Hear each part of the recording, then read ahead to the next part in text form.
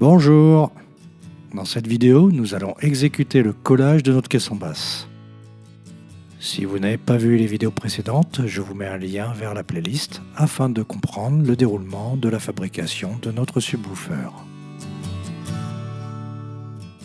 Me voilà prêt pour le collage, j'ai préparé mes pièces, j'ai préparé des lamellos, j'ai préparé quelques outils, ainsi qu'une sangle et une cale de bois pour pas abîmer la façade, parce qu'il faudra que je presse la façade sur les renforts, 2 petits serre-joints et la colle. J'utilise de la colle PU. La particularité de cette colle PU, c'est qu'elle est légèrement expansive.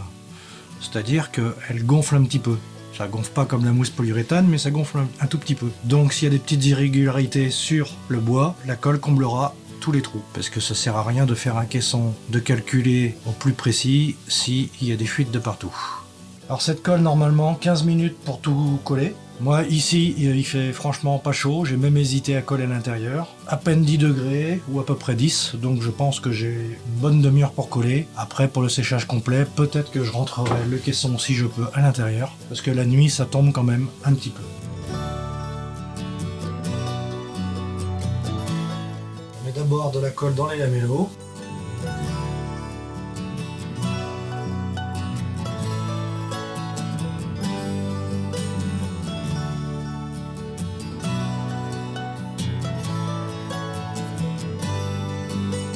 S'il vous faut taper les lamellos parce qu'ils sont un petit peu trop fermes, ben faites-le avec un marteau. Maintenant, je vais mettre la colle pour pouvoir mettre les pièces de bois.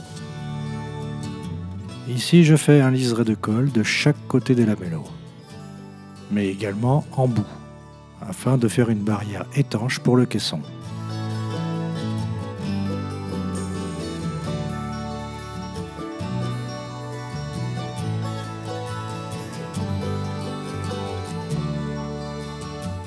Et je vais en remettre sur les lamellos pour pouvoir emboîter les pièces.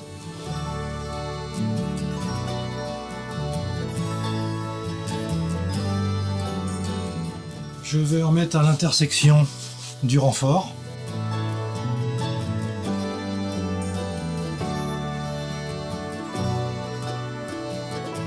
Pas se tromper pour le renfort.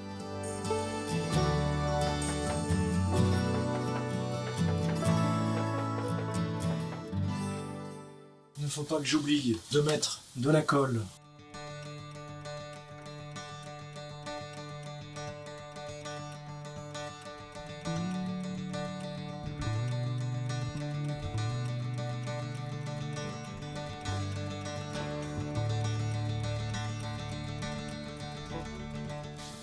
J'ai refait pareil avec la façade. Et là par contre, faut pas que j'oublie de mettre de la colle sur les bouts des renforts.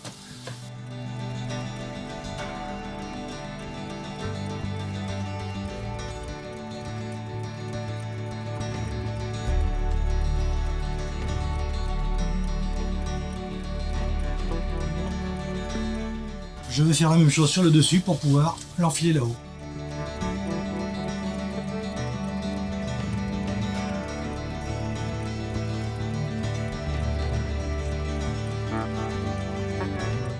Je serrai les renforts en applique contre le fond.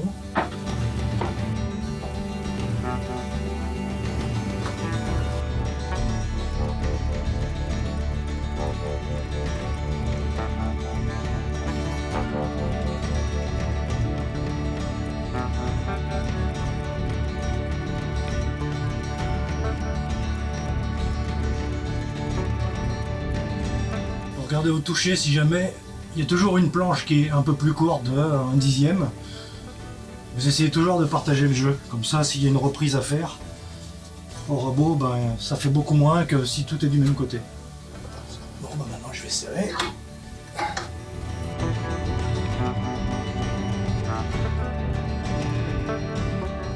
Là c'est sûr que si j'avais prévu de laisser la place de la sangle, le serrage aurait été plus efficace, ou tout du moins plus pratique.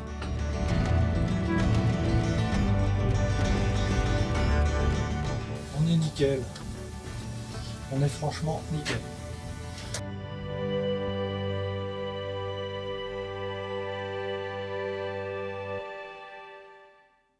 « 6,3 ». J'ai mesuré ma mèche, elle fait pas tout à fait 7, donc c'est parfait.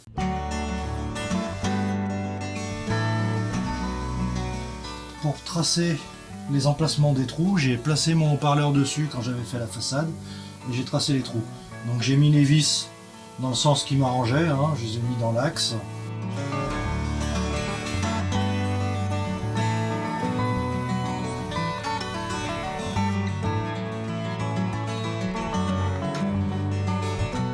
On profite aussi pour mettre un petit coup de papier de verre. Il y avait, avec les deux passages de défonceuse, juste de ce côté-là, je ne sais pas pourquoi, il y a eu un petit désaffleur. Donc je vais en profiter pour remettre ça correctement.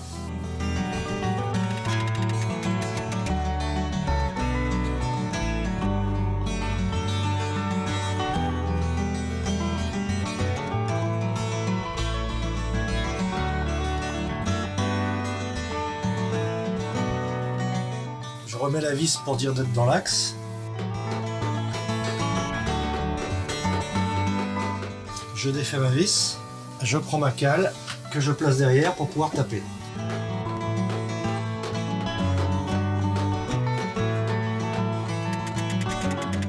Alors ça aurait été plus facile de le faire sur la façade avant le montage, c'est sûr. Le serrage définitif se fera avec le haut-parleur, hein. Quand on vissera, ça tirera sur les inserts. En attendant de défaire les serre-joints, je vais m'attaquer aux côtés, commencer le ponçage. Alors là ça m'arrange pas, j'aurais préféré me mettre sur mon mini établi, vu qu'il est encombré du caisson basse. Donc j'ai relevé mes tréteaux pour pouvoir serrer la pièce. C'est assez stable, ça ne devrait pas bouger. Ce qui m'embête, c'est que je ne peux pas tout poncer en une seule fois. Là j'ai emboîté le raccord comme ça, je pense qu'avec l'effet d'aspiration ça va tenir.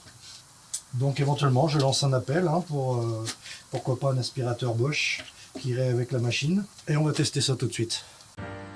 Eh oui, quand on n'est pas sponsorisé, il faut se débrouiller comme on peut.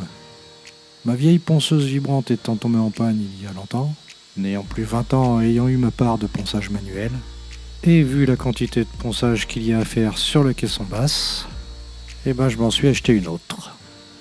Une ponceuse excentrique Bosch, la GET 75-150. Et j'avoue que ça change la vie.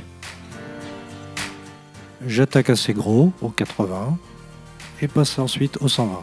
Et pour cette première finition, je m'arrête là. Bon, je vais pas poncer plus fin puisque de toute façon on va y voir le serrage, le collage, donc on sait jamais si j'abîme. Grain 80 et grain 120 et ça suffira. J'exécute l'autre moitié.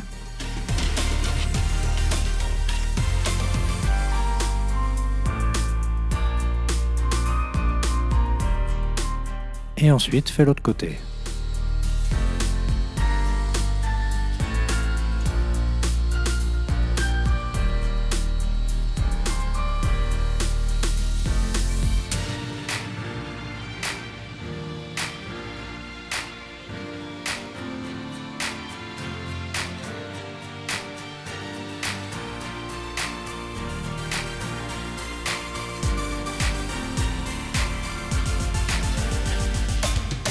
La ponceuse a un mode dit turbo. Il est recommandé de mettre la poignée car c'est assez redoutable, ainsi que l'efficacité d'ailleurs.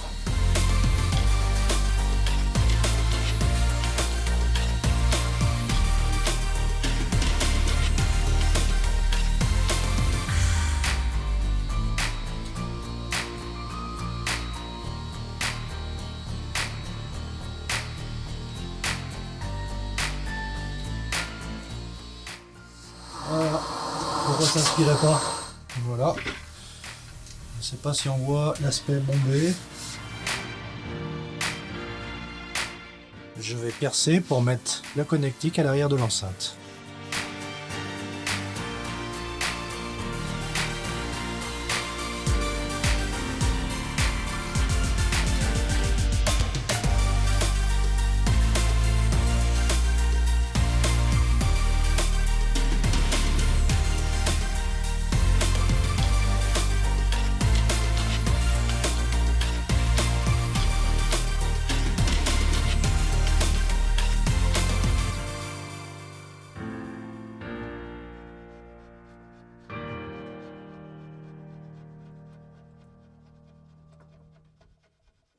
Un tout petit quelque chose.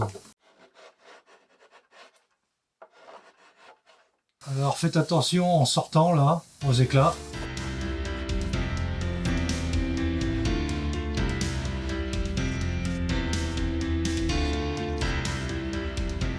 Je fais un montage à blanc pour appréhender comment je vais serrer. Donc devant ça sera pas un problème puisque c'est rentrant, donc le serre-joint ne pourra pas sortir, mais par contre derrière, comme je suis en cône, il va falloir que je réfléchisse à savoir comment je vais serrer. Après, je remets de la colle sur le côté comme précédemment.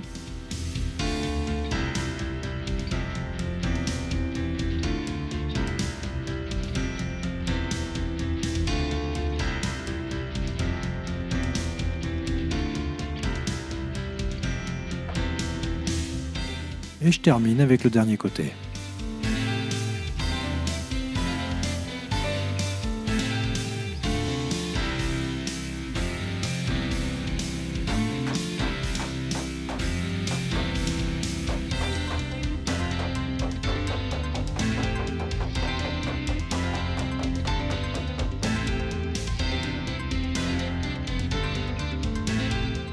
Pour le serrage, il aurait été plus pratique de faire un gabarit, c'est certain.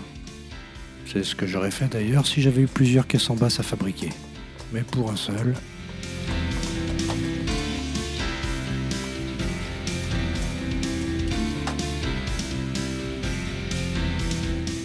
Donc j'alterne entre le serrage des serre-joints et le serrage des sangles.